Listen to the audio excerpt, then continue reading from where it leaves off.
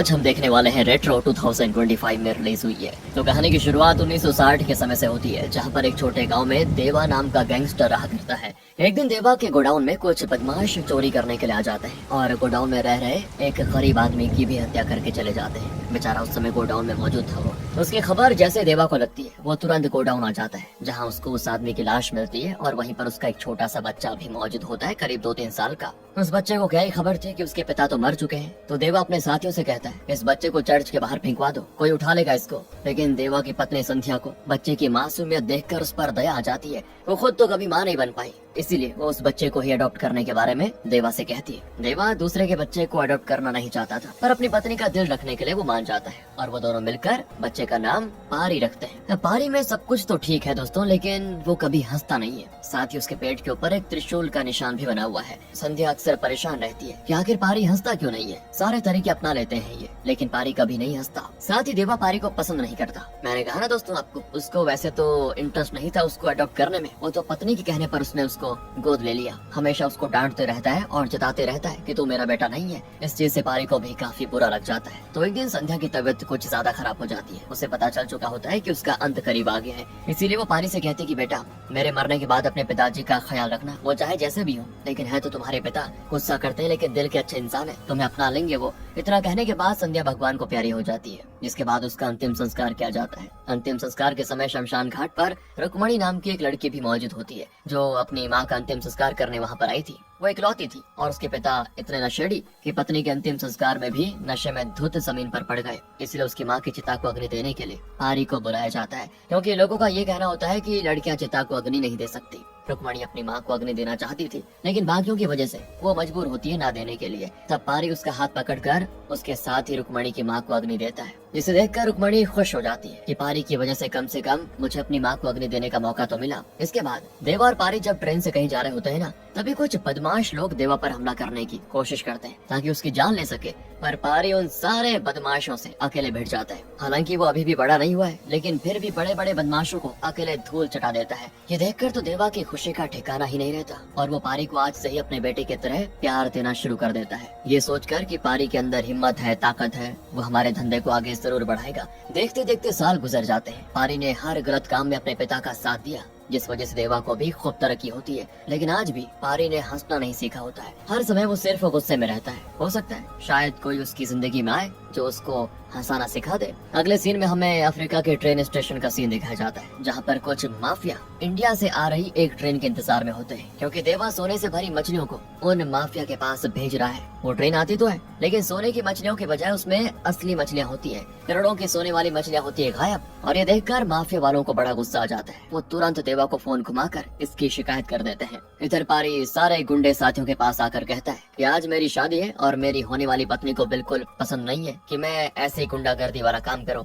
इसीलिए आज से ही मैं ये सारे काम छोड़ रहा हूं और अपनी पत्नी के साथ शांति से जिंदगी गुजारना चाहता हूं। सभी गुंडे कहते हैं, वैसे हमारी होने वाली भाभी है कौन जिसने आपको इतना बदल दिया? तो हमें फिर कुछ टाइम पहले का सीन दिखाया जाता है, जहाँ पारी एक डॉक्टर के क्लिनिक में आता है। वहाँ कर उसकी मुलाकात फिर से रुक्मणी से होती है और जब दोनों एक दूसरे को देखते हैं ना, तो रुक्मणी पारी के शरीर पर बने उस त्रिशूल के निशान से उसे पहचान लेती है कि ये वही पारी है जिससे वो बचपन में मिली थी। हाँ दोस्तों, पारी भी रुक्मणी को पहचान लेता है और दोनों एक दूसरे को मिलकर बड़े खुश होते हैं। लेकिन पारी अब भी नहीं हंसता। धीरे धीरे करते हुए दोनों रिलेशनशिप में आ जाते हैं और उनकी रिलेशनशिप आज शादी तक पहुंच चुकी है। रुक्मणी को बिल्कुल भी पसंद नहीं कि पारी गुंडागर्दी करे, इसलिए वो पारी को बदलना चाहती है और उसी की खातिर पारी भी ये सारे काम छोड़ रहा है। बड़े धूमधाम से पारी और रुक्मणी की शादी करवाई जाती है। शादी में देवा अपने सारे गुंडों को साथ लेकर आ जाता है और शादी हॉल के टेरेस पर पारी को बुलाकर कहता है कि देख बेटा, खुशी का मौका है, उसको मैं मातम में नहीं बदलना चाहता, इसीलिए बता दे वो सोने की मछलियाँ कहाँ है। मुझे पता है कि तूने उसको छुपाया है। ये सुनकर पारी कहता है, हाँ पापा, आप सही कह रहे हो, मैं अब से गलत काम नहीं करूँगा और आपको भी सलाह दूंगा ये सारे काम छोड़ दो। मैंने वो सारी मछलियाँ छुपा दी है, किसी को नहीं मिलेगी और आज शादी करके मैं रुक्मणी के साथ कहीं दूर जा रहा हूँ, तो ऐसे कामों में दोबारा मुझे घसीटना भी मत। ये सुनकर देवा को आ जाता है गुस्सा और वो घसीट के पारी को थप्पड़ मारते हुए कहता है कि तू जैसे कीड़े को कभी अपनाना ही नहीं चाहिए था। मुझे गलती कर दी मैंने, तुझे अपना बेटा मान कर साफ साफ कह रहा हूँ, अगर मुझे मछलियाँ नहीं मिली तो बहुत पछताएगा बेटा। तभी वहाँ पे रुक्मणी आ जाती है, इसीलिए पारी उससे ये सारी बात छुपाकर फिर शादी में बिजी हो जाता है। लेकिन देवा तो शांत बैठने वाला था ही नहीं। उसने एक नेता के साथ मिलकर माफिया वालों से डील कर ली थी अब अगर माफिया वालों को पैसे नहीं मिले तो नेता देवा की जान ले लेगा। इसीलिए वो कई सारे गुंडों को बुलाकर पारी को हॉल के किचन में बुलाता है और उससे कहता है कि आखिरी बार इज्जत से पूछ रहा हूँ, वो मछलियाँ कहाँ है बेटा, बता दे वरना यही खत्म हो जाएगा, क्या करे। तो पारी कहता है कि पापा आपको पहले वार्निंग दी थी मैंने कि मुझे इस काम में मत घसीटो वरना पछताओगे, फिर नहीं देखूंगा मैं कि आप मेरे पिता हो या कौन है। ये सुनकर तो देवा अपने गुंडों को आदेश देता है कि पारी को खत्म कर दो। इसीलिए देवा के गुंडे और पारी के बीच जबरदस्त लड़ाई शुरू हो जाती है। पारी बहुत ही बढ़िया तरीके से उन सभी गुंडों की धुलाई कर देता है, लेकिन तब देवा चाकू लिए रुक्मणी को मारने चला जाता है कि पारी की जान रुक्मणी में कैद है, वो मरेगी तो ये सीधे लाइन पर आ जाएगा। लेकिन वो रुक्मणी को मार पाता इससे पहले पारी वहाँ पर पहुँच जाता है और अपने ही पिता पर ऐसा हमला करता है कि देवा के हाथ पे कट लगकर वो अलग हो जाता है। शादी बदल जाती मातम में। पुलिस वाले वहाँ पर आकर पारी को हथकड़ी पहना देते हैं। रुक्मणी को भी सदमा लग जाता है क्योंकि उसको लग रहा था कि पारी बदल गया है, लेकिन नहीं। पारी कहता है कि देखो जो मैंने आज किया ना वो मेरी मजबूरी थी, मैं खुद को बदल चुका हूँ, मेरा यकीन करो रुक्मणी। लेकिन रुक्मणी नहीं सुनती तो पारी उससे कहता है कि मेरा इंतजार करना, एक नया पारी तुम्हें देखने को जरूर मिलेगा। जिसके बाद पुलिस वाले पारी को जेल में डाल देते हैं। जेल में रहकर बाकी कैदी पारी पर खूब अत्याचार करते हैं ताकि उससे मछलियों के बारे में पूछ सके। और दोस्तों इन कैदियों को भी देवा ने ये करने को कहा था, पर रुक्मणी के लिए पारी उन कैदियों से मार खा रहा होता है। लेकिन जब कैदियों के साथ साथ पुलिस वाले का टॉर्चर भी हद से पार हो जाता है और वो उसे रुक्मणी को जान से मारने की धमकी भी देने लग जाते हैं, तब ना चाहते हुए भी पारी अपने साथ हुए टॉर्चर का बदला उनसे सूद समेत वापस लेता है। उन्हें इतना मारता है कि उनकी हालत खराब कर देता है और तब से वो पारी को टॉर्चर करना बंद कर देते हैं। पारी खुद को बदलना तो चाहता है दोस्तों, लेकिन वो रुक्मणी पर एक आंच भी बर्दाश्त नहीं कर पाता। इसलिए पारी अपने दोस्तों को रुक्मणी का पता लगाने को कहता है कि वो कहाँ पे रहती है। तो उसके दोस्तों से उसको पता चलता है कि रुक्मणी के पिता का तो देहांत हो गया और अब रुक्मणी दूर कहीं एक टापू पे रहती है और वहाँ के एक छोटे से क्लिनिक में काम करती है। उसने अभी तक शादी नहीं की। ये सुनकर पारी को बड़ी खुशी होती है और अफसोस भी होता है क्योंकि 5 साल से वो जेल में है और पिछले 5 साल रुक्मणी ने उसके इंतजार में कैसे घुट घुट के गुजारे होंगे इसका अंदाजा कोई नहीं लगा सकता। अब जेल से तो वो बाहर निकलने से रहा, अगर मछली के बारे में बता भी दिया तब भी उसको मार दिया जाएगा। इसीलिए वो फैसला करता है कि वो जेल से भाग जाएगा ताकि रुक्मणी से मिल सके।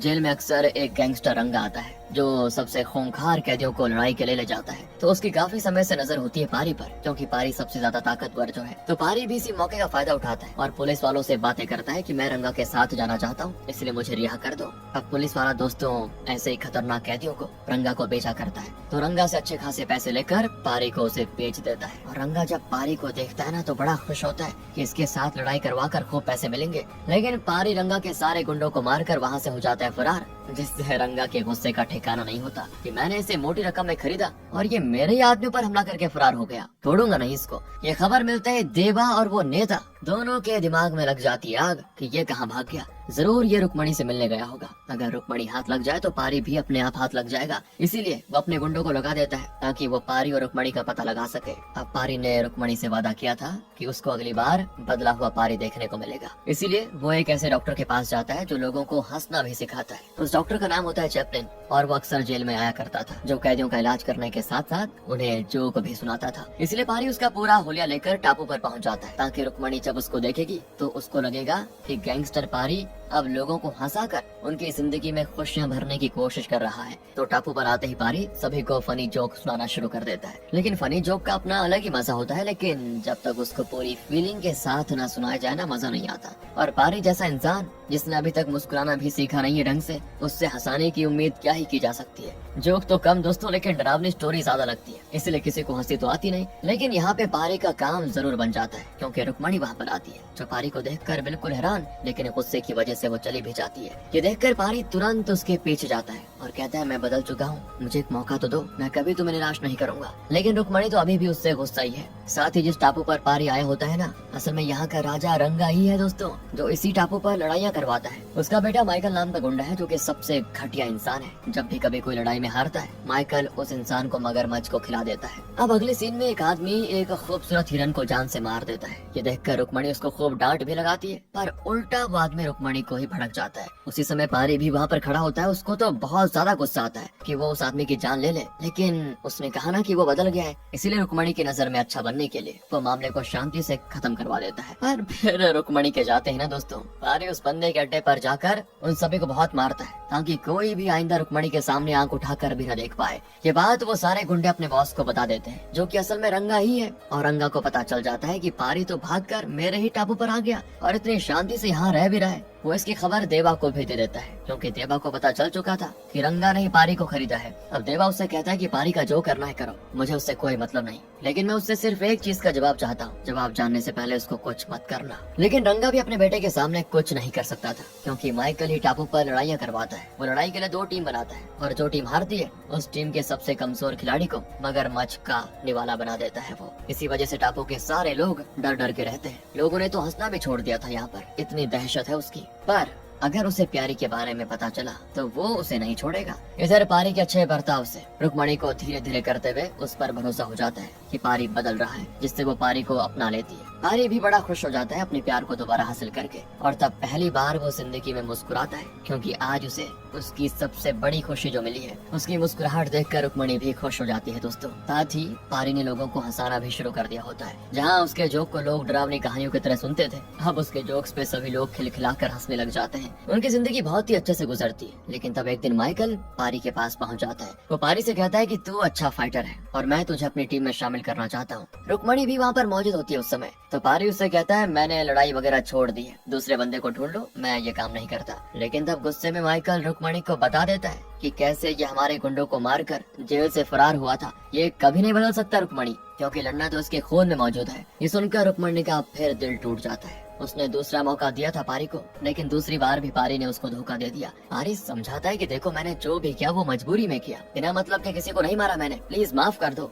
लेकिन अब रुक्मणी इसके लिए तैयार नहीं होती। इस चीज से पारी का दिमाग घूम जाता है। जितना अभी तक उसने खुद को रोका था ना, सारा कंट्रोल खत्म हो जाता है। तो वो सीधे माइकल के पास आकर उसके सभी साथियों को बुरी तरह से मारता है, जो देखकर रुक्मणी को यकीन हो जाता है कि नहीं, ये कभी नहीं सुधरेगा। इसीलिए वो उसको हमेशा हमेशा के लिए छोड़ देती है। पारी की टेंशन का फायदा उठाकर माइकल उससे कहता है कि तू भी मेरी तरह फाइटर ही है, आजा मेरे सर्कल में आजा, मौज करेगा। इस वजह से पारी मान जाता है और वो भी एक फाइटर बन जाता है दोस्तों। तो जब टीम की लड़ाई होती है ना, तो पारी रुक्मणी का गुस्सा उतारते हुए अकेले पूरी टीम को ही हरा देता है, यानी कि वो पहले से अब और ज्यादा खतरनाक हो गया है। अब अगले सीन में देवा पारी के पास आता है, जिसने रुक्मणी का अपहरण कर लिया था। वो पारी से कहता है कि बता वो सोने की मछलियाँ कहाँ रखी हुई है, वरना रुक्मणी जिंदा नहीं बचेगी इस बार। पारी कहता है, मैं बताऊंगा ही नहीं, बता दिया तो तब भी तुम हम दोनों को मार दोगे, इसलिए भूल जाओ उन मछलियों को, वो तुम्हें कभी नहीं मिलेगी। तभी देवा को पता चलता है कि उसके खुद के बेटे का अपहरण हो गया है, जो उसे दूसरी पत्नी से हुआ था उसका, और ये अपहरण पारी नहीं करवाया। ये जानकर देवा घबरा जाता है और वो पारी से कहता है कि मेरे बेटे को छोड़ दो, मैं रुक्मणी को आजाद कर दूंगा। इसलिए पारी देवा के बेटे को छोड़ देता है, जिसके बदले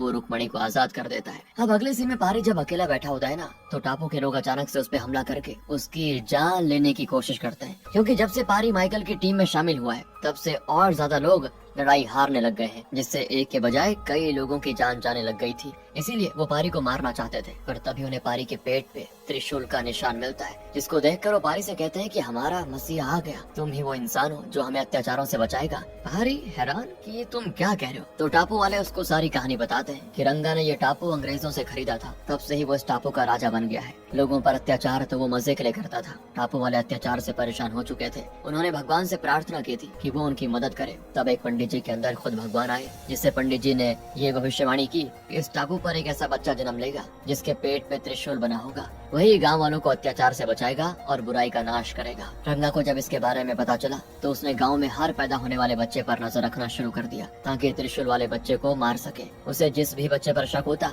उसे मगरमच्छ का खाना बना देता। एक दिन एक महिला को 2 जुड़वा बच्चे हुए, जिसमें एक त्रिशूल वाला बच्चा भी था। टापू वालों ने तुरंत एक महिला की मदद से उस बच्चे को टापू से दूर भेज दिया, ताकि रंगा उसको मार न सके। और जब बच्चा बड़ा होगा, तो वो खुद ही भविष्यवाणी के हिसाब से हमें बचाने आ जाएगा। तो तुम ही वो बच्चे हो जिसे हमने टापू से दूर भेजा था। भगवान ने तुम्हें यहाँ भेज दिया है हमारी रक्षा करने के लिए। ये जानकर पारी हैरान। उसको ये भी पता चलता है कि जो आदमी उसको टापू से दूर ले गया था, वो उसका पिता नहीं था, बल्कि पारी के माता पिता तो अब भी इस टापू पे रहते हैं। इसलिए पारी अपने असली माता पिता से मिलने जाता है, जो पारी को देखकर एकदम से खुश। और फिर पारी सभी को यकीन दिलाता है कि मैं आप लोगों पे अत्याचार खत्म करूंगा। मुझे मेरी जिंदगी का मकसद पता नहीं था, पर आप लोगों ने मुझे मेरे मकसद से मुझे मिलवाया, जिसे मैं पूरा करके ही रहूंगा। अगले सीन में पारी माइकल के पास आता है और उससे कहता है कि इस बार की लड़ाई में सामने वाली टीम से नहीं, बल्कि अपनी ही टीम से मैं लड़ना चाहता हूँ, वो भी अकेले। ये सुनकर तो माइकल हैरान, पर फिर भी वो इस चीज के लिए हामी भर देता है, क्योंकि उसको बस लड़ाई से मतलब है, चाहे किसी के भी साथ हो। जिसके बाद होती लड़ाई शुरू,